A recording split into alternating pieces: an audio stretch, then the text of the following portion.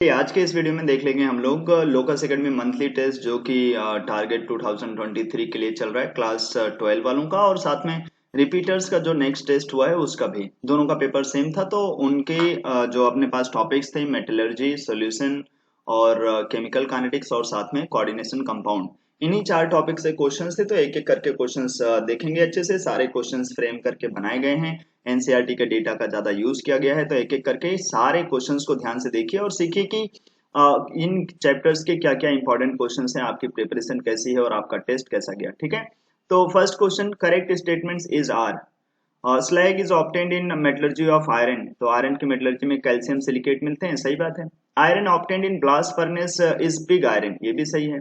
Temperature range in blast furnace is 500 to 2200 Kelvin, ये भी correct है। Calcium is used as flux in extraction of iron, ये भी ठीक है। बाहर से कैल्शियम कार्बोनेट मतलब CaCO3 डालते हैं। Pig iron is converted into cast iron using scrap iron, ये भी सही है। पिग आयरन में स्क्रैप आयरन डाल करके ही कास्ट आयरन बनाते हैं। तो क्या सही है, करेक्ट ही पूछा गया है, तो सारे के सारे करेक्ट हैं। बी पार्ट अपने पास आंसर हो जाएगा। अच्छा, साइड में इधर भी क्वेश्चन हम लोग देखते चलेंगे एक तरफ से। तो क्वेश्चन नंबर 6 देख लेते हैं। Copper is refined using an electrolytic method, मतलब इलेक्ट्रोलिटिक मेथड का यूज करके कॉपर की रिफाइनिंग करते हैं, सही बात है। Impurities from the blast furnace, या ऐसे बोल रहा है impurities from the blister copper deposited as anodic mud which contains antimony, selenium, tellurium, silver, gold and platinum। तो ये बात भी सही है।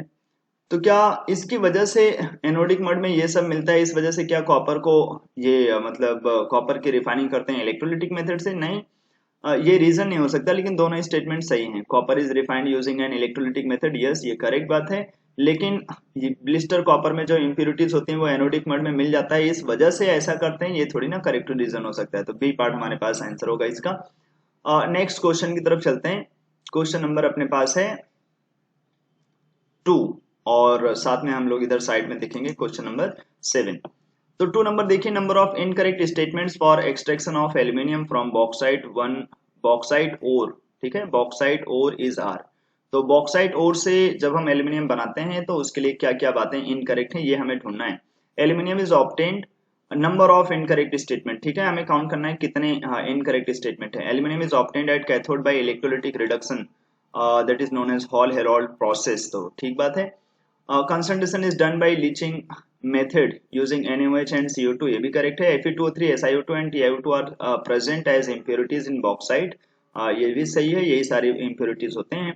CO and CO2 is obtained at cathode, cathode नहीं एनोड पे मिलता है, गैसेस जो हैं एनोड पे मिलती हैं। और 5 नंबर में हमसे बोल रहा है Al2O3 के कार्बन से रिएक्शन कराओगे तो CO2 और ये बन जाएगा, और इसी ये वाले को ही बोलते हैं हॉल हेरोल्ड प्रोसेस। तो बोलते हैं हाँ सही है। मतलब अल्टीमेटली यही हुआ था ना, इलेक्ट्रोलिसिस का कंप्लीट रिएक्शन देखते तो कार्बन जल रहा था। अच्छा, CO2 के साथ साथ CO गैस बन रहा था, लेकिन जब ये रिएक्शन लिख के बैलेंस करेगा तो किसी एक गैस को ही देगा, तो करेक्ट मानेंगे इसको। और 6 नंबर में for each KG of aluminium, लगभग जितना हमें एल्यूमिनियम चाहिए, about half KG of carbon anode is burnt away, लगभग आधा केजी जो कार्बन एनोड पे लगे होते हैं वो जलते हैं, ये भी सही है, एनसीईआरटी का डेटा है।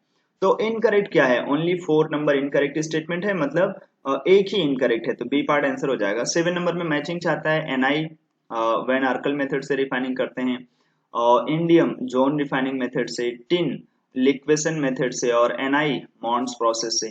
तो पहले का हो जाएगा थर्ड, तो फर्स्ट का थर्ड होगा, सेकंड का फर्स्ट है, और आर का अगर आप देखेंगे थर्ड वाले का तो फोर्थ से मैचिंग है, आंसर बन जाएगा बी पार्ट। और क्वेश्चन नंबर ये थर्ड नंबर और इधर से 8 number, for which pair first one is extracted bye roasting and second one by calcination. तो पहला जो हमारे पास है, पहला जो है वो रोस्टिंग से और दूसरा जो है वो कैल्सिनेशन से। तो जो अपने पास फर्स्ट है ZnS स्फेलेराइट और calamine ZnCO3।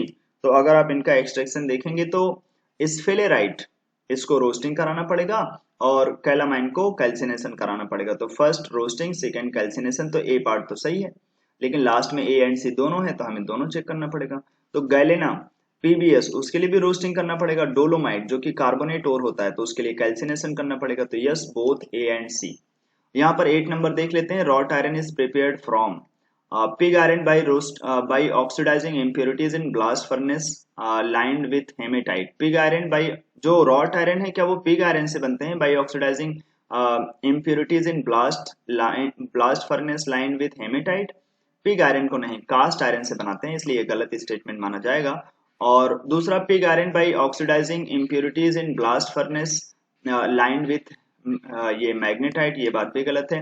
Cast iron by oxidising impurities in reverberatory furnace lined with haematite, ये बिल्कुल करेक्ट बात है। कास्ट आयरन से हेमेटाइट का यूज करके हम बनाते हैं रॉट आयरन, तो सी पार्ट करेक्ट मान लिया जाएगा। नेक्स्ट देखते हैं क्वेश्चन नंबर 4 और यहाँ से 9 नंबर में। ठीक है, क्वेश्चन नंबर ये 4 नंबर में देख लीजिए, हमसे बोल रहा है कंसिडर स्टेटमेंट 1 एंड 2। स्टेटमेंट 1 बोल रहा है in metallurgy of silver and gold zinc reduction method is use. हाँ, जो लीचिंग प्रोसेस था उसमें लास्ट में zinc as a reducing agent use करते हैं, जो डिस्प्लेसमेंट करने का काम करता है। In metallurgy of silver and gold first complex is linear and final complex is tetrahedral. पहला जो कॉम्प्लेक्स बनता है उसमें 2 ही CN लगे होते हैं, और जो लास्ट में कॉम्प्लेक्स आता है सेंट्रल एटम के पास, नेट में इधर चार्ज भी रहते हैं, लास्ट में जो जिंक का कॉम्प्लेक्स होता है, जिंक के टेट्राहेड्रल ही कॉम्प्लेक्स बनते हैं। अगर वो कोऑर्डिनेट नंबर 4 में हो तो लास्ट में ये टेट्राहेड्रल बनना ही है। ठीक है, तो बोथ आर करेक्ट। 9 नंबर में देखो, यहाँ पर बोल रहा है गिव्स energy versus temperature plot for the formation of some oxides. तो हमसे जानना चाहता है करेक्ट ऑप्शन इज आर। तो पहला हमारे पास है कि इधर टेम्परेचर डिग्री सेल्सियस में ही मेंशन है। हमसे बोल रहा है कि करेक्ट ऑप्शन बता दीजिए। एक से ज्यादा भी हो सकते हैं क्योंकि लास्ट में ए एंड सी दोनों दिया है। बोल रहा है below 1300 degree Celsius magnesium can reduce Al2O3 while aluminium can reduce MgO above 1300। तो ग्राफ में नीचे वाली लाइन पे ध्यान देते हैं, 1300 से जब हम नीचे टेम्परेचर लेते हैं तो जो MgO वाली जो लाइन है वो नीचे आती है। इस वजह से मैग्नीशियम अच्छा रिड्यूसिंग एजेंट होगा, तो बिलो मैग्नीशियम रिड्यूस कर देगा और एबव नहीं। ठीक है, तो हमारे पास पहला तो करेक्ट स्टेटमेंट हो जाएगा। ठीक है, नेक्स्ट ये 5 नंबर भी इधर से देख लेते हैं, तो फर्स्ट पेज हमारा कंप्लीट हो जाएगा। Distillation is very useful for refining of metals like zinc and mercury, correct statement है। Melting point of zinc and mercury is very low, melting point की वजह से नहीं करते हैं।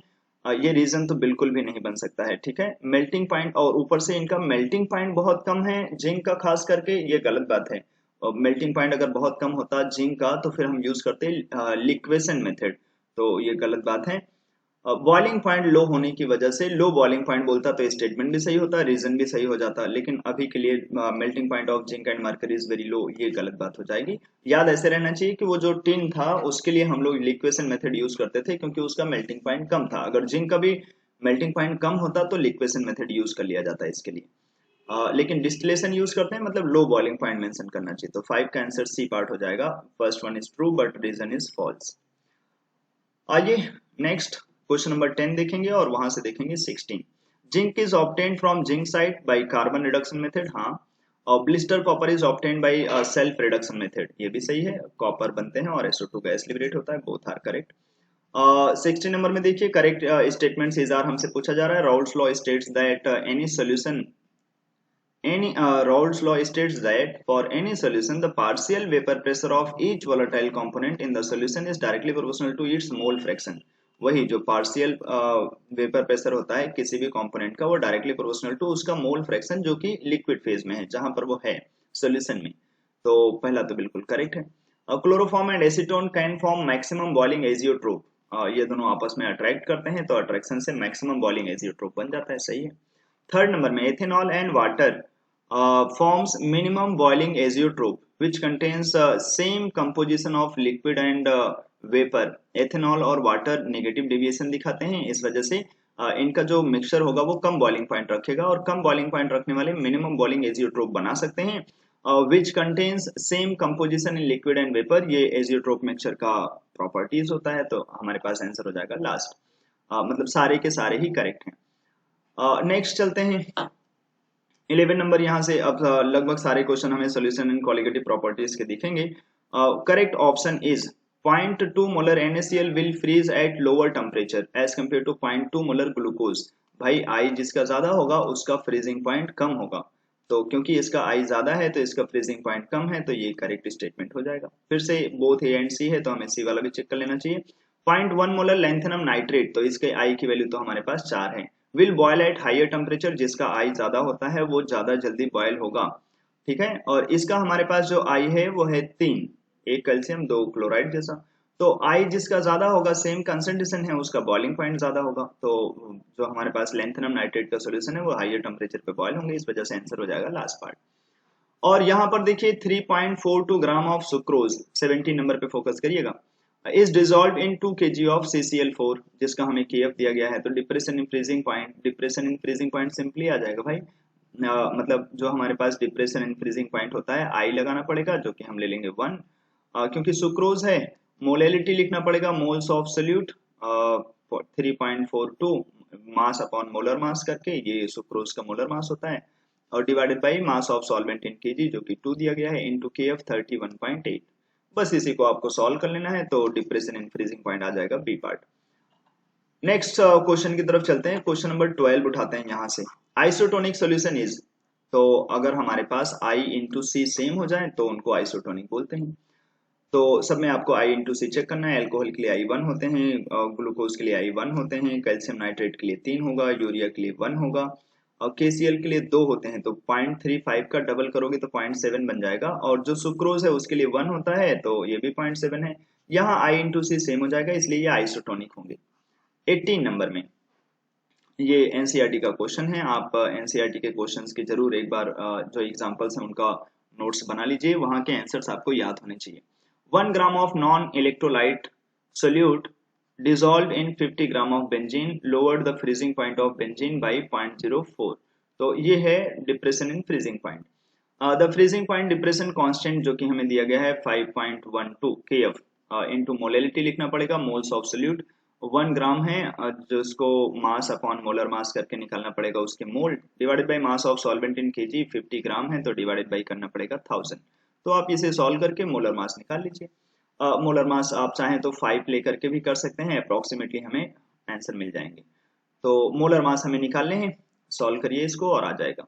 आपने क्या लिखा, depression in freezing point equals to KF into molality, non electrolyte है मतलब जो I की वैल्यू है वो 1 ले सकते हैं, तो I इंटू मोलेलिटी लिख दिया, बस ये KF इंटू मोलेलिटी लिख दिया। मोलेलिटी क्या, moles upon solute, mass upon molar mass, mass दिया था 1 ग्राम, मोलर मास m मान लिया, और divided by mass of solvent in KG, क्योंकि सॉल्वेंट बेंजीन है उसका मास 50 ग्राम है, उसे केजी में बनाने के लिए 1000 से डिवाइड किया। तो सॉल्व करेंगे यहाँ से तो आ जाएगा answer.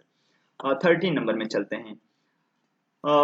Different gases, question number 13 पे ध्यान दीजिएगा। Different gases have different KH values at same temperature, ये सही बात होता है क्योंकि हेनरीज कांस्टेंट डिपेंड करता है किस गैस में कैसा अट्रैक्टिव फोर्स है। और नेक्स्ट अपने पास, higher the value of KH at given pressure lower is the solubility of the gas. हाँ, जितना ज्यादा हेनरीज कांस्टेंट होगा उस गैस की सॉलिबिलिटी उतनी कम होगी, तो ये दोनों करेक्ट स्टेटमेंट होंगे। 19 नंबर में maximum osmotic pressure is for, सबसे ज्यादा ऑस्मोटिक प्रेशर किसके लिए होगा, तो ऑस्मोटिक प्रेशर का फॉर्मूला लगा दीजिए, पाई इक्वल्स टू ICRT। आई आपके पास ज्यादा हो, कंसंट्रेशन ज्यादा हो, तो फिर यहाँ पर देखिए कंसंट्रेशन कम है, यहाँ सब कंसंट्रेशन ज्यादा है। आई की वैल्यू इनके लिए देखेंगे तो इनकी आई की वैल्यू तो 1 है, लेकिन कंसंट्रेशन बहुत ज्यादा है, तो लेकिन इसके लिए आई की वैल्यू 2 है, तो ये आई इंटू सी तो 0.44 बन जाएगा, इसका भी 0.44 आई इंटू सी आ जाएगा, इसका भी और इसका भी। अब आता है टेम्परेचर का खेल। जब आई इंटू सी सेम है कई लोगों के लिए, तो टेम्परेचर देखिए, higher will be the temperature, higher will be osmotic pressure, तो हायर टेम्परेचर किसका है, 37 डिग्री सेल्सियस वाले का। इस वजह से फाइनली आंसर हो जाएगा सी पार्ट। नेक्स्ट की तरफ चलते हैं, question number 14। mass of sucrose required in making 2.5 kg of 0.25 molal aqueous solution। ये मोलैलिटी दिया गया है 0.25, तो मोलैलिटी क्या होता है, मास ऑफ सॉल्वेंट मतलब moles of solute divided by mass of solvent in KG. तो मोल्स ऑफ सोल्यूट कितना होगा, हमें मास पता नहीं है लेकिन हमें उसका मोलर मास पता है 342। ये हो गया moles of solute divided by mass of solvent in KG, जो कि हम बनाना चाहते हैं 2.5 केजी का। तो बस यहाँ से x आप सॉल्व कर लीजिए, आपको आंसर मिल जाएंगे। थोड़ा सा कैलकुलेशन है, इधर जाके ये मल्टीप्लाई करना है आपको, वो वहां से मिल जाएंगे। Question number 20, for which case abnormal molar mass, मतलब हम चाहते हैं final molar mass will be more than.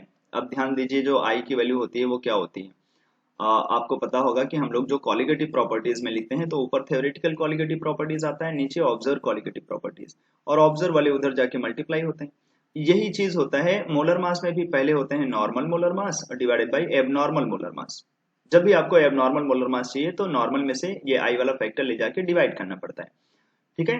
तो अल्टीमेटली आपको, अगर हमारे पास हम चाहते हैं कि एबनॉर्मल मोलर मास ज्यादा हो, तो normal molar mass divided by I, अगर आई बढ़ेगा तो फिर ये एबनॉर्मल घट जाएगा, तो आई घटेगा तभी एबनॉर्मल मोलर मास बढ़ेगा। या आप इतना ज्यादा कॉम्प्लेक्स ना करना चाहें तो ये सोचिए कि जब मॉलिक्यूल्स एसोसिएट होंगे तो फिर उनका मोलर मास बढ़ जाएगा।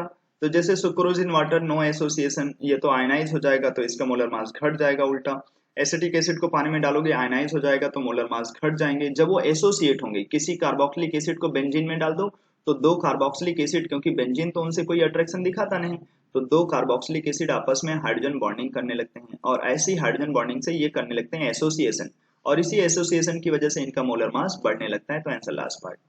क्वेश्चन नंबर 15 देख लेते हैं। अभी अपने पास ये रहे क्वेश्चंस, ये रहे। Which one is correct graph for partial pressure of HCl, जो कि टॉर में है, versus mole fraction of HCl।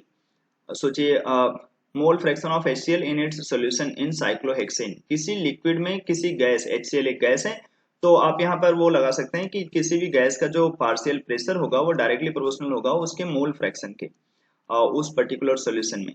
तो आप ये कॉन्सेप्ट लगा करके ये बोल सकते हो इसको, जो हमारे पास हेनरीज लॉ होते हैं ना, कि जितना ज्यादा हमारे पास गैस ऊपर प्रेशर लगाएगा उतना ज्यादा उसका लिक्विड में मोल डिसॉल्व होगा।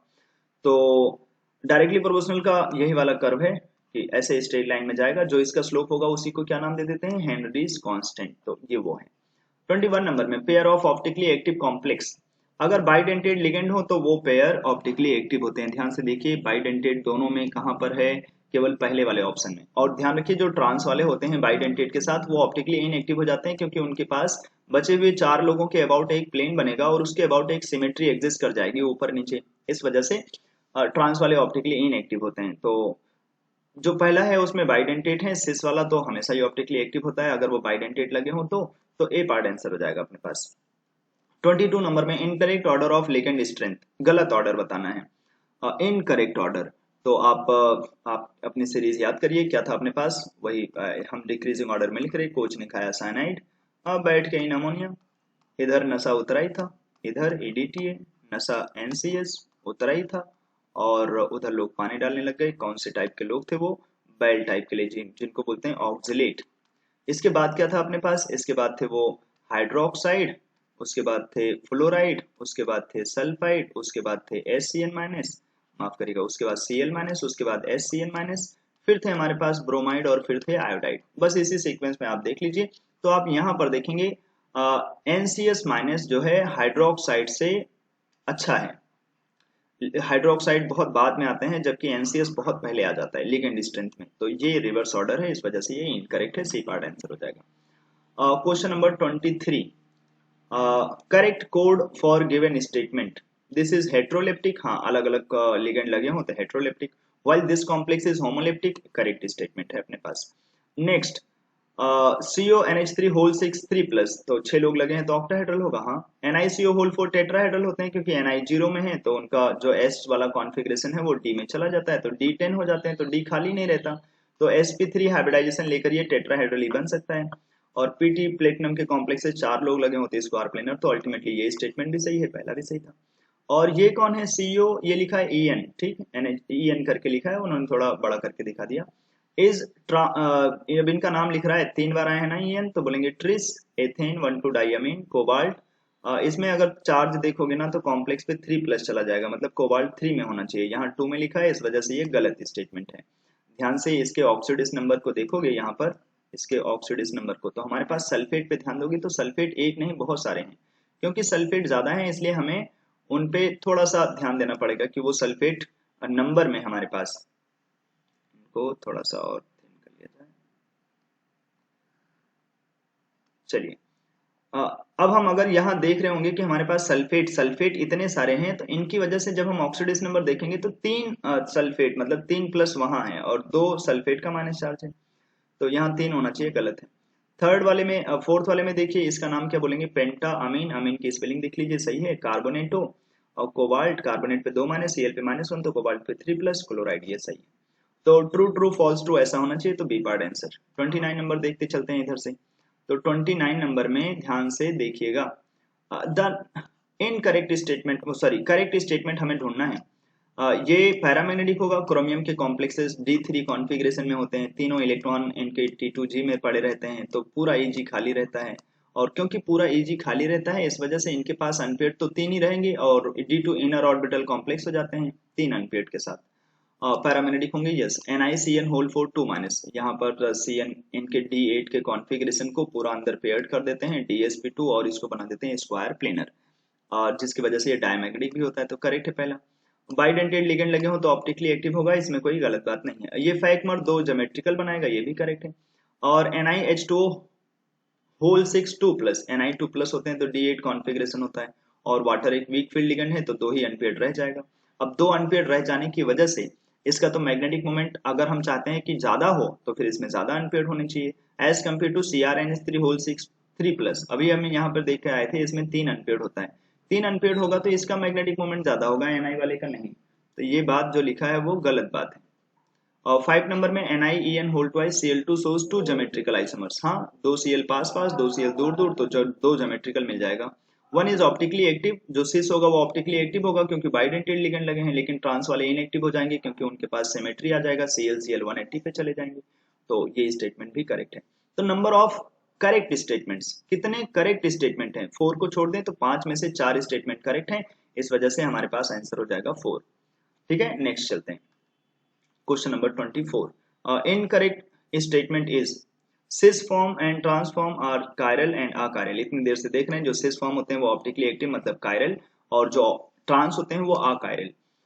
बी वाला ऑप्शन देखोगे मतलब पहला सही है। दूसरा ऑप्शन, ये और ये एक दूसरे के आयनाइजेशनल आइसोमर हैं, तो ध्यान से एक बार देख लीजिएगा, सल्फेट मोनोडेंटेट में है क्या? हाँ, 5 वो तो एक मोनोडेंटेट है, ये फ्लेक्सीडेंटेट होते हैं ना, ये मोनोडेंटेट को मोनोडेंटेट से रिप्लेस कर सकते हैं, तो पहले ब्रोमाइड आयन देगा बाद में सल्फेट, तो ये आयनाइजेशनल है।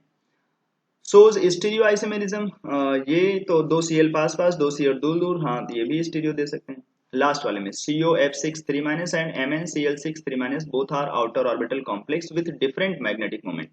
ये कोबाल्ट पे ध्यान से देखिए, यहाँ पर ऑक्सीडेशन नंबर होगा 3 प्लस, तो ये 4 अनपेयर्ड रखेगा क्योंकि D6, और 4 अनपेयर्ड इस वजह से क्योंकि फ्लोरीन वीक फील्ड लिगेंड है, कुछ करेंगे नहीं।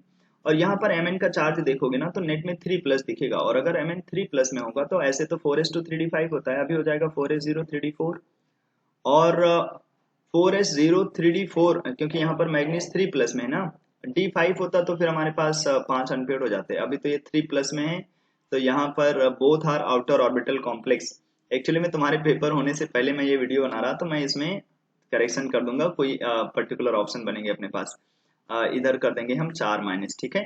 तो 4 माइनस कर देंगे तो Mn 2 प्लस में हो जाएगा, तो ये बन जाएगा D5, और D5 बनने से इसके पास अनपेयर्ड इलेक्ट्रॉन हो जाएंगे 5 अनपेयर्ड होंगे, तो ये डिफरेंट मैग्नेटिक मोमेंट। अच्छा माफ करेंगे, हमसे तो पूछा ही यही है कि ये इनकरेक्ट स्टेटमेंट होना चाहिए ना, तो इसमें कोई करेक्शन करने की वजह से हमें जरूरत नहीं पड़ेगी, ये यहीं पे रोक देते हैं। अगर हम दोनों का ऑक्सीडेशन नंबर देख चुके हैं +3 जैसा ही, तो +3 में होगा तो ये D4 ही तो रखेगा, 4 अनपेयर्ड, और 4 अनपेयर्ड होगा तो मैग्नेटिक मोमेंट सेम होगा दोनों का, और यहाँ बोल रहा है डिफरेंट मैग्नेटिक मोमेंट, तो गलत बात है। तो ये इनकरेक्ट हो जाएगा, यही आंसर बनेगा। यहाँ पर देख लेते हैं 30 नंबर में, अनपेयर्ड इलेक्ट्रॉन आयरन यहाँ पर देखिए 3 प्लस में होते हैं, 3 प्लस में आयरन का मतलब D5 कॉन्फ़िगरेशन, और Cn अच्छे लिगेंड होते हैं, सबको भेज देंगे T2G में, और इस वजह से T2G में ये पांचों रहने के बावजूद भी एक ही अनपेयर्ड रहेगा, तो इसके पास एक अनपेयर्ड होगा। यहाँ पर देखेंगे कोबाल्ट का ऑक्सीडेशन नंबर 2 प्लस है, तो कोबाल्ट 2 प्लस मतलब D7, और फ्लोरीन वीक फील्ड लिगेंड है तो 3 अनपेयर्ड रह जाएंगे। और ये ऑक्सिलेट के साथ बना हुआ कोबाल्ट का कॉम्प्लेक्स डायमैग्नेटिक होता है, याद रखिए 0 अनपेयर्ड होते हैं, तो पहले वाले में 1 अनपेयर्ड, दूसरे वाले में 3 अनपेयर्ड, और तीसरे वाले में 0 1 3 0 मतलब सी पार्ट आंसर हो जाएगा। नेक्स्ट क्वेश्चन की तरफ चलते हैं।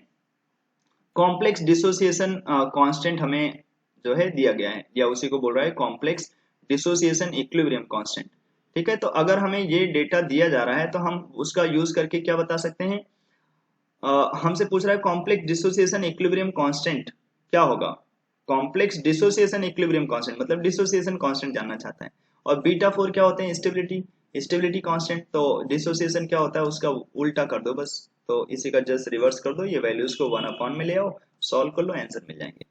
31 नंबर में NiH2O whole 6 2 plus is coloured, जो कि नॉर्मली उसका कलर ग्रीन होता है, but NiCN whole 4 2 minus is colourless. हाँ, क्योंकि ये डायमैग्नेटिक होते हैं, सारे के सारे d ऑर्बिटल अंदर चले जाते हैं, पेयर्ड होते हैं, ट्रांजिशन होना बहुत टफ है, इसलिए ये कलरलेस होते हैं, ये करेक्ट बात है। NiH2O whole 6 2 plus is paramagnetic and NiCN whole 4 2 minus is diamagnetic. तो NiH2O होल 6 2 प्लस पैरामैग्नेटिक होगा, ये बात तो सही है, उसके पास अनपेयर्ड है और ये डायमैग्नेटिक है। और क्या नॉर्मली कलर के रीजन पैरामैग्नेटिक होते हैं तो डी ट्रांजिशन हो जाते हैं, उसी वजह से वो कलर्ड होते हैं। और जो NiCN होल 4 2 माइनस हैं वो डायमैग्नेटिक हैं, उनके पास सारे इलेक्ट्रॉन फील्ड हैं तो डी ट्रांजिशन नहीं हो पाया होगा, इसी वजह से वो कलरलेस भी हैं। तो नॉर्मली इसको करेक्ट रीजन मान सकते हैं। ऐसे तो कुछ डायमैग्नेटिक लोग भी कलर्ड हो जाते हैं, क्योंकि डी ट्रांजिशन अगर उनके पास इस एनर्जी में हो पाया तो फिर वो हो जाएंगे कलर्ड। ठीक है, तो अभी के लिए तो ये लोग मैग्नेटिक नेचर ऐसा रख रहे हैं, इस वजह से इनके पास अगर कोई पैरामैग्नेटिक है तो अनपेड इलेक्ट्रॉन होगा, अनपेड इलेक्ट्रॉन होगा तभी डी ट्रांजिशन करेगा और तभी वो कलर्ड होंगे।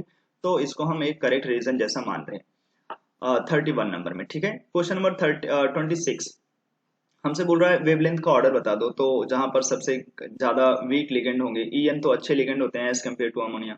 ठीक है, तो जो हमारे पास जहां पर सारे अमोनिया हैं वो सबसे ज्यादा वेवलेंथ एब्जॉर्ब करेगा, क्योंकि अगर लिगेंड जितने वीक होंगे उनका जो वेवलेंथ का एब्जॉर्प्शन होगा वो उतना ज्यादा होगा। तो बस यहाँ पर 6 अमोनिया है, यहाँ 4 अमोनिया है, उसके बाद 2 अमोनिया और सारे EN सारे अच्छे लिगेंड हैं तो उसका सबसे कम आ जाएगा, तो ए पार्ट आंसर। 32 नंबर में देख लेते हैं, पीडी प्लेटिनम और पैलेडियम से बने हुए कॉम्प्लेक्सेस कैसे होते हैं, स्क्वायर प्लेनर करेक्ट है। ये इज आयनाइजेशनल थोड़ी देर पहले मिल चुका है, तो हाँ ये भी आयनाइजेशनल है, सही है। और CONH3 होल 6 CrCN होल 6, और ये क्रोमियम इधर ले आया, कोबाल्ट उधर ले गया, ये कोऑर्डिनेशनल आइसोमर है, ये भी सही है। और ये देखिएगा ध्यान से, कोबाल्ट 3 क्लोराइड बना रहा है नाइट्राइटो फ्रॉम N, मतलब कोबाल्ट के पास पेंटा अमीन लगे हैं तो 5 अमीन, और नाइट्राइटो फ्रॉम N मतलब NO2। तो अब तक कितना हो गया उसके ऊपर +1, क्योंकि एक NO2 है तो बाहर 2 Cl लगे होंगे तभी वो +3 में होगा, क्योंकि नेट में +3 में रखना है। ठीक है, ठीक है भाई। अब देखो ये टोटल कितने आयन देगा, तो 2 Cl और एक कॉम्प्लेक्स 3 आयन दे जाएगा, तो टोटल 2 आयन देना ये गलत बात है, तो 3 आयन देगा ये अपने पास।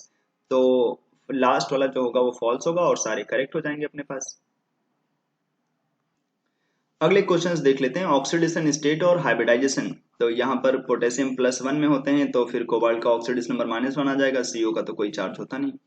अब कोबाल्ट अगर -1 में होगा तो फिर 4s2 3d8 हो जाएगा, एक और आ जाएंगे, S वाले अंदर जाएंगे तो D10 बन जाएगा, S खाली होगा और sp3 बन जाएगा। तो हाइब्रिडाइजेशन तो sp3 और जो चार्ज है वो -1, तो आंसर बन जाएगा C।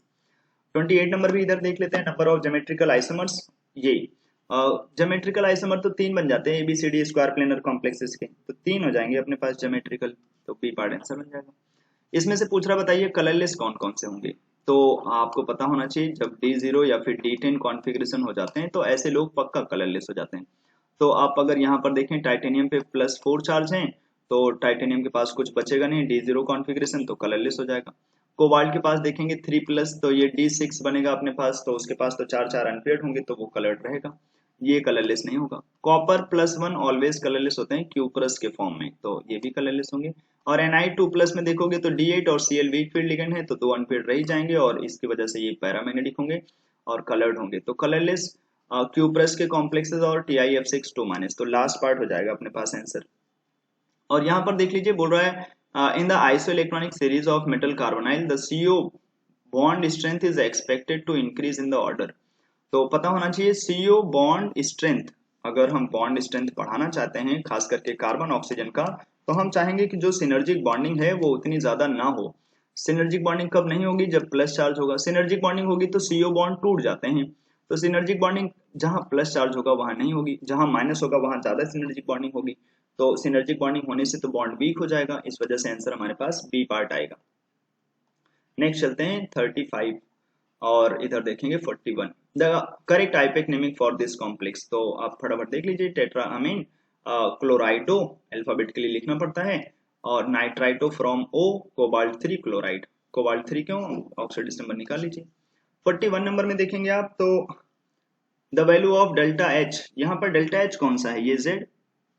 Backward activation energy, backward activation energy क्या होगा, यहां से यहां तक जाना x + z करके, और फॉरवर्ड एक्टिवेशन एनर्जी यही जो फॉरवर्ड की तरफ जाना है x, तो यही हो जाएगा अपने पास ए पार्ट आंसर। जस्ट आपको ग्राफ में कुछ चीजें निकालनी थी तो आप देख लेते आसानी से, बहुत इजी सा था वो क्वेश्चन। 36 नंबर में number of incorrect statement is are, तो PT NH3 NO2 whole twice EN whole twice complex ion shows linkage isomerism. यहाँ नाइट्रेट है तो ये तो लिंकेज नहीं दिखाएगा, NO2 होना चाहिए था, तो ये गलत बात है। इतना कैन सो आयनाइजेशनल, याद करिए ये कार्बोनेट बाइडेंटेट है इधर, क्योंकि ये 4 है तो ये 2, अगर ये बाइडेंटेट है तो मोनोडेंटेट से रिप्लेस नहीं किया जा सकता, तो ये आयनाइजेशनल नहीं दिखा सकता। कैन सो हाइड्रेट आइसोमेरिज्म, हाँ ये सारे 6 वाटर अंदर हो सकते हैं, हो सकता है 5 वाटर अंदर हो, 1 Cl बाहर हो, तो ये हाइड्रेट दिखा सकता है, ये करेक्ट है। Can exhibit structural isomerism this complex, क्या स्ट्रक्चरल दिखाओगे, लिंकेज दिखाएगा नहीं, आयनाइजेशनल दिखाएगा नहीं, हाइड्रेट दिखाएगा नहीं, कोऑर्डिनेशनल दिखाएगा नहीं, यही 4 होते हैं तो ये नहीं दिखाएगा, ये गलत स्टेटमेंट है इसका मतलब। और यहाँ पर बोल रहा है कि लिगेंड वीक है, ये डेल्टा नॉट कम बोलने का मतलब लिगेंड वीक है, तो D4 का कॉन्फ़िगरेशन क्या होगा, वीक फील्ड लिगेंड होगा तो पेयरिंग होगी नहीं, T2G में 3 और EG में 1 पड़े रहेंगे, तो ये बात भी सही है। तो कितने नंबर ऑफ स्टेटमेंट्स इनकरेक्ट हैं, तो 3 ऐसे इनकरेक्ट हैं, 1, 2 और 4, तो आंसर बन जाएगा बी पार्ट। और यहाँ 42 नंबर देख लीजिए, मैकेनिज्म लिखे गए हैं अपने पास, ये जा रहा है यहाँ पर, तो ये सेकंड स्टेप स्लो है तो स्लो स्टेप से ही लिखेंगे रेट, तो रेट लिखेंगे तो हमारे पास ऐसे रेट लिखना पड़ेगा, rate equals to rate constant concentration of m और कंसंट्रेशन ऑफ z, ऐसे लिखेंगे। अब z तो एक ठीक है रिएक्टेंट है, लेकिन m तो एक इंटरमीडिएट है, तो m को रिप्लेस करोगे, तो वहां से m रिप्लेस करोगे तो उसे इक्विलिब्रियम कांस्टेंट मान करके, तो m divided by x into z ऐसे करके बनेगा, x इंटू y करके बनेगा। तो जब m निकालोगे तो x इंटू वाई इधर आ जाएगा, तो हमें लिखना पड़ेगा इक्विलिब्रियम कांस्टेंट m की जगह पर x इंटू वाई, और जो यहाँ पे रेट कांस्टेंट है वो तो रहेगा ही, इंटू z जैसा। तो इन सबको मिला के एक नया कांस्टेंट मान सकते हो, तो रेट बन जाएगा rate constant x y z, इस वजह से आंसर बन जाएगा लास्ट पार्ट। ठीक है भाई। नेक्स्ट क्वेश्चन नंबर 37, बड़ा प्यारा क्वेश्चन है, ध्यान से देखिएगा। The reaction, this reaction is a first order kinetics है, ठीक है।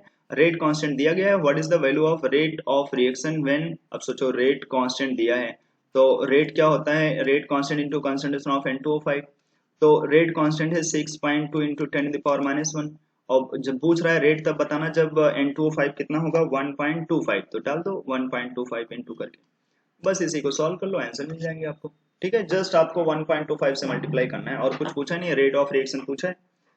यहाँ पर देखिए 43 में, for a first order reaction rate constant is given as this, ये तो आप लॉग में फॉर्मूला याद ध्यान रख लीजिए। तो ये रियल में लॉग में फॉर्मूले में होता क्या है, माइनस EA अपॉन 2.303 RT और प्लस लॉग ऑफ A आता है।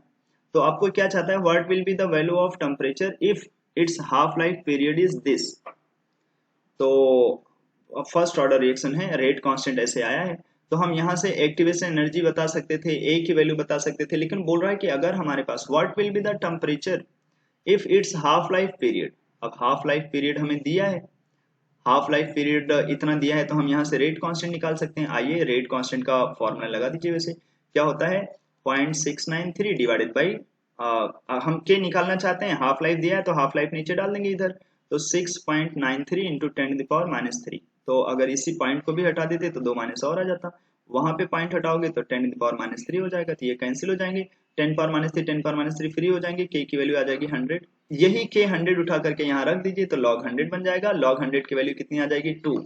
ठीक है, अब आप 2 इक्वल टू कर लीजिए 12 minus 6 into 10⁻3 divided by temperature, इसी 2 को, के की वैल्यू 100 आ गई ना, तो इसी फॉर्मूले में के डाल दीजिए तो टेम्परेचर मिल जाएगा, ये टेम्परेचर तो टेम्परेचर है, तो सॉल्व कर लेंगे तो आपको 8 मिल जाएगा आंसर। ठीक है, question number 38, for a first order reaction A जा रहा है बी में, the reaction rate at reactant concentration 0.01 molar is found to be इतना, रिएक्शन का रेट जब रिएक्टेंट इतना था, फर्स्ट ऑर्डर रिएक्शन है, तो हाफ लाइफ पीरियड जानना चाहता है, तो सोचो rate equals to rate constant concentration of A, और हमें रेट दिया है 2 इंटू 10⁻⁻5 और हमें कंसंट्रेशन दिया है 0.01, तो हम रेट कांस्टेंट यहाँ से बता देंगे 2 इंटू 10⁻3, अब ये रेट कांस्टेंट आ गया तो हाफ लाइफ नहीं बता सकते, अब हाफ लाइफ होगा ही क्या 0.693 डिवाइडेड बाई के, और के है 2 इंटू 10⁻3, तो बस आप इसे सॉल्व कर लीजिए, ये ऊपर चले जाएंगे 693 डिवाइडेड बाई 2, तो 693 डिवाइडेड बाई 2 कर लेंगे तो आपको आंसर मिल जाएगा, तो 38 का आंसर हो जाएगा लास्ट।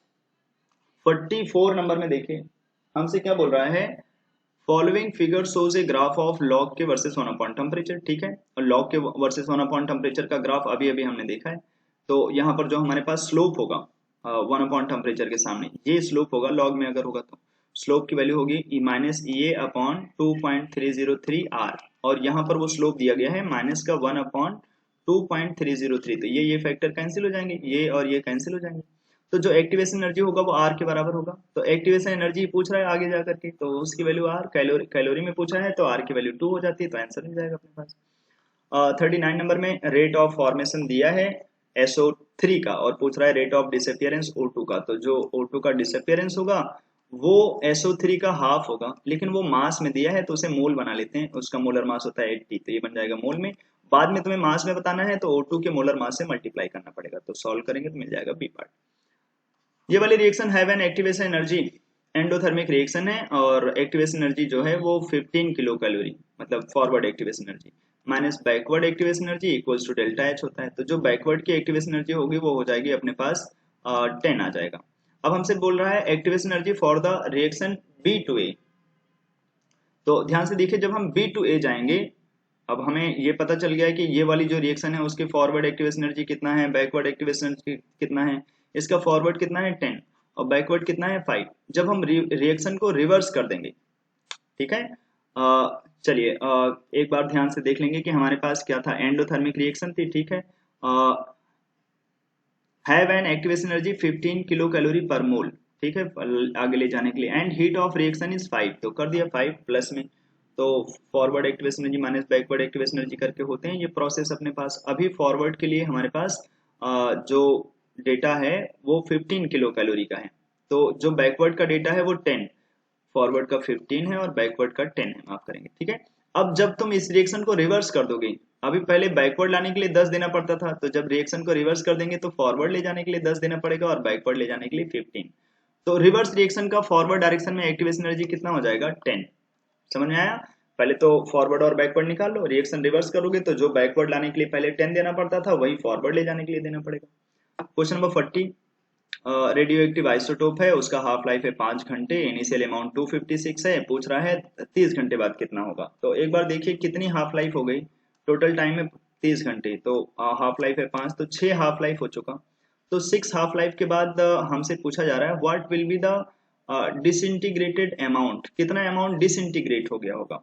सोचो 5 6 हाफ लाइफ में, और चाहो तो डायरेक्ट ये लगा दो फॉर्मूला, क्या चीज, तुम्हें दिया है 30 घंटे इक्वल्स टू 2.303 डिवाइडेड बाई के की वैल्यू आप निकालिए, कहाँ से, हाफ लाइफ का डेटा से, तो 0.693 डिवाइडेड बाई हाफ लाइफ जो कि यहाँ 5 है, और log of C naught by C, तो सी नॉट है 256 और सी आपको निकालना है। अब इसे थोड़ा सॉल्व करना पड़ेगा और ये इतना टफ नहीं है। 0.693 को आप लिखेंगे 2.303 log 2 करके, तो 2.303 कैंसिल हो जाएंगे, 2 उधर जाके 60 हो जाएगा, 5 ऊपर मिल जाएंगे, तो 60 और 5 को अगर आप सॉल्व करेंगे तो हमारे पास बन जाएगा 12 करके, equals to log of 256 divided by C करके ये डेटा बनेगा। तो हमें देखना पड़ेगा कि आखिर हम क्या रख करके इजीली सॉल्व कर सकते हैं। थोड़ा सा ध्यान से देख लीजिएगा यहाँ पर कोई कैलकुलेशन एरर ना हो गई हो। अच्छा, यहाँ नीचे 2.303 log 2 करके होगा, तो 5 ऊपर चले जाएंगे, log 2 0.3 होता है, तो 0.3 से इधर मल्टीप्लाई करेंगे तो वो हमारे पास बनेगा 9, ये 9 बनेगा, तो उधर तो हमारे पास 5 है, तो 9/5 करके डेटा आ जाएगा। तो 9/5 equals to log of 256 divided by C. अब हमें सी की वैल्यू रख करके पुट करना पड़ेगा कि 9/5 मतलब 1 पॉइंट समथिंग कब मिलेगा अपने पास, ठीक है। फाइनली हमसे यही चाहता है कि बताओ then what will be the disintegrated amount of it after 30 hour. ऐसे क्वेश्चन थोड़े ज्यादा कैलकुलेशन टाइप के हैं, तो आप छोड़ भी सकते हैं या ये वाले फॉर्मूले भी लगा सकते हैं कि 6 हाफ लाइफ बीत चुका है, तो 6 हाफ लाइफ के बाद कितना डिसइंटीग्रेट हो चुका होगा। तो हम ऐसे कर सकते थे 256, एक हाफ लाइफ दोगे तो ये हाफ हो जाएगा, ये बनेगा हमारे पास 1 2 8 करके, एक बार और हाफ लाइफ दोगे 5 घंटे तो ये बन जाएगा 6 4 करके, एक बार और हाफ लाइफ दोगे तो ये बन जाएगा 32, एक बार और हाफ लाइफ दोगे तो ये बन जाएगा हमारे पास 16, एक बार और हाफ लाइफ दोगे तो ये बन जाएगा हमारे पास 8, एक बार हाफ लाइफ दे दिया 10 हो गए और ये 20 हो गया, और एक बार और दे दें तो ये बन जाएगा 4। तो अल्टीमेटली 256 से 4 हो जाएगा, तो कितना डिसइंटीग्रेट हो जाएगा। ये इतना टफ करके ना करके हम लोग ऐसे भी कर सकते थे, ये इसको हटा देते हैं, जस्ट हाफ करते चले जाओ, तो फाइनली बचेगा 4, मतलब कितना डिसइंटीग्रेट हो चुका है वो, तो 256 में से 252 चला गया होगा, तभी तो फाइनली हमारे पास 4 बचा होगा, इस वजह से आंसर ये। आइए फिर इसे हटा देते हैं, ध्यान रखिए इसे हाफ करते हुए जा सकते थे, 6 हाफ लाइफ था तो 6 हाफ लाइफ दे दीजिए, तो आफ्टर 6 हाफ लाइफ वो बचता कितना, वो बचता अपने पास 4, तो कितना कंज्यूम हो गया है 256 में से 252। अगला क्वेश्चन है half life of a first order reaction is 2000 years. पूछ रहा है if the concentration after 8000 years is 0.02 molar then initial concentration was. Initially कितना होगा, तो अब यहाँ पर भी देख लीजिए कितनी हाफ लाइफ लगा दिया है 8000 ईयर्स अगर आप लगाएंगे तो 4 हाफ लाइफ है। तो इनिशियली अगर मान लें ए, तो एक हाफ लाइफ के बाद A/2 हो जाता है, अगली हाफ लाइफ के बाद A/4 हो जाता है, अगली बार हाफ लाइफ के बाद A/8 हो जाएगा। और कितनी हाफ लाइफ है ये, एक बार 2000 तो 4 हो जाएंगे, फिर से एक बार और कर दीजिए तो A/16। तो एक्चुअली में A/16 दिया गया है कि 4 हाफ लाइफ के बाद वो बचा कितना है 0.02, तो ए की वैल्यू आ जाएगी, इधर मल्टीप्लाई हो जाएंगे, 16 इंटू 0.02 मिल जाएगा answer B part. Question number 47, for a chemical reaction 4A3B जा रहा है 6C और 9D में, rate of formation of C मतलब dC/dt दिया गया है कितना 6 into 10⁻², and rate of disappearance of A मतलब -dA/dt दिया गया है, वो कितना है 4 into 10⁻²। The rate of reaction and amount of B consumed in interval of 10 second respectively. तो भैया जो हमारे पास रेट ऑफ रिएक्शन अगर पूछना है तो आप कभी भी बता सकते हैं रिएक्शन का रेट क्या होगा। ए के रिस्पेक्ट में देखें तो 1/4 टाइम्स ऑफ 4 इंटू 10⁻², तो ये कैंसिल हो जाएंगे 10⁻², तो रेट ऑफ रिएक्शन तो 10⁻² होगा। अब रही बात बी 10 सेकेंड के बाद कितना कंज्यूम हो चुका होगा, amount of be consumed in interval of 10 second. तो बी का अगर आप ये निकाल लें कि चलो बी और सी को रिलेट कर लेते हैं, तो 1/3 times of dB/dt equals to 1/6 times of dC/dt। तो जो हमारे पास ये 3 होगा वो अल्टीमेटली बन जाएगा हाफ ऑफ dC/dt, जो dB/dt है, डिसअपियरेंस है तो चाहो इधर माइनस लगा सकते हो, तो वो हो जाएगा हाफ ऑफ dC/dt जो कि है 6 इंटू 10⁻², तो ये कैंसिल होकर बनेंगे 3 इंटू 10⁻²। तो इतना तो पर सेकेंड कंज्यूम हो रहा है, तो 10 सेकेंड में कितना कंज्यूम होगा 3 इंटू 10⁻² इंटू 10 मतलब 0.3 करके कर, या इधर इसी पे वो उसे आंसर दे देना है क्या 30 इंटू 10⁻², उन्होंने यहीं पे छोड़ दिया, 10 से मल्टीप्लाई करेंगे तो ये अल्टीमेटली बन जाएगा, इसी में 10 से मल्टीप्लाई कर लो 30 करके बन जाएगा बस। पर सेकेंड इतना कंज्यूम होने की स्पीड थी 3 इंटू 10⁻², तो 10 सेकेंड में कितना कंज्यूम हो गया होगा। नीट में आया हुआ क्वेश्चन है अभी जल्दी का और बड़ा प्यारा क्वेश्चन है। दो रिएक्शन है, फर्स्ट ऑर्डर हाफ लाइफ हमें उनका रेशियो दिया गया है, पहले की हाफ लाइफ जो है वो है 8x करके, दूसरे की जो हाफ लाइफ है वो हमें दिया गया है x करके, वही 8:1 जैसा। अब हमसे जानना चाहता है 1/4 कंप्लीट करने का टाइम और 3/4 कंप्लीट करने के टाइम के रेशियो। तो 1/4 कंप्लीट करने का टाइम लगा दीजिए 2.303 डिवाइडेड बाई के की जगह पे आप लिख सकते हैं 0.693 डिवाइडेड बाई हाफ लाइफ, तो पहले वाले की हाफ लाइफ आप लगा सकते हैं 8x, ऐसे दूसरे के लिए 2.303 डिवाइडेड बाई के की जगह पे लिखेंगे 0.693 डिवाइडेड बाई उसकी हाफ लाइफ x जैसा, और पहले में अब आगे लिखेंगे लॉग ऑफ C0, 1/4 कंप्लीट होगा तो 3/4 बच जाएगा C0 का, और दूसरे में लिखेंगे लॉग ऑफ उसे 3/4 कंप्लीट होना है, तो फिर हमारे पास जो बचेगा वो बचेगा 1/4 ऑफ C0। बस इसी को आप सॉल्व कर लीजिए, तो काफी फैक्टर तो ऐसे ही कैंसिल हो जाएंगे, एक्स वाला फैक्टर सबसे हमारे पास सॉल्व करके देखिए, इन्हीं दोनों का रेशियो ही तो चाहिए, मतलब इसी को T1 बोल रहा है पहले वाले को, दूसरे को T2 बोल रहा है, यहाँ पर हमें अच्छे से सॉल्व करना पड़ेगा, मिल जाएगा आंसर सी पार्ट। अगला क्वेश्चन है 49 number, at 300 kelvin half life of a sample of gaseous compound initially is 1 atmosphere is 100 second. जब 1 एटमॉस्फेयर था तो हाफ लाइफ था 100 सेकेंड, तो जब हमने उसको इनिशियल को हाफ किया हाफ एटमॉस्फेयर, तो हाफ लाइफ भी हाफ हो गया, मतलब half life is directly proportional to initial pressure, तो वो तो हो गया पावर में, जो यहाँ पे पावर में 1 आ गया, उसको पावर में जो होता है वो होता है 1 माइनस ऑर्डर, मतलब ऑर्डर क्या है 0, मतलब ये तो डायरेक्टली प्रोपोर्शनल आ गया ना, वो तो 0 ऑर्डर के लिए होता है, बस टिक करें। 50 नंबर में for a reaction A to B enthalpy of reaction, enthalpy change दिया है 24.2 किलो जूल पर मोल। अच्छा ये पॉजिटिव है मतलब एंडोथर्मिक, तो ढूंढिए इसमें से एंडोथर्मिक प्रोसेस कौन सा है, पहला भी एंडोथर्मिक है, दूसरा भी एंडोथर्मिक है। अब एक्चुअली में इसे यहाँ पे माइनस कर लेना, ठीक है, ये गलती से इधर प्लस जैसा दे दिया गया है, और इसका डेटा भी 9 करके लिखा गया होगा, ठीक है, मेन पेपर में तुम्हारे। तो हमसे जानना चाहता है कि कौन सी रिएक्शन एक्सोथर्मिक है, तो एक्सोथर्मिक ये माइनस में होगा तुम्हारे मेन पेपर में, तो -24.2, तो एक्सोथर्मिक रिएक्शन कौन सी है, सी पार्ट, बी नहीं, ठीक है, C option. High energy level से लो एनर्जी लेवल में आना एक्सोथर्मिक प्रोसेस होता है, तो सी पार्ट आंसर हो जाएगा। तो चलिए इस तरीके से हम लोगों ने इस टेस्ट पेपर के सारे क्वेश्चंस हम लोगों ने कर लिए। वो सभी बच्चे जो एनपीएस में कंफ्यूजन में है क्या होगा वहां पर, तो मैं बता देता हूँ एक बार। एनपीएस नीट प्रैक्टिस सीरीज है, ये कोई टेस्ट नहीं है। क्लास में आप आएंगे तो 2 घंटे हम लोग क्वेश्चंस प्रैक्टिस करेंगे, क्लास में बैठ करके क्वेश्चन सॉल्व करेंगे चैप्टर वाइज, जितने ज्यादा से ज्यादा क्वेश्चन हो सकते हैं। आपको एक सीट मिलेगा, उसमें क्वेश्चन होंगे, आप क्वेश्चन देखेंगे, हम भी क्वेश्चन देखेंगे, उसी क्वेश्चन को आप और हम दोनों मिल करके एक साथ सॉल्व कर रहे होंगे, ठीक है। 2 जनवरी से ये स्टार्ट हो रहा है। तो चलिए इस वीडियो में इतना रखते हैं, अगले वीडियो में फिर से मिलेंगे नए टेस्ट के सॉल्यूशन के साथ। तब तक के लिए बाय बाय, अच्छे से पढ़ते रहिए और जल्दी आ रहे हैं अपने अच्छे दिन, ठीक है।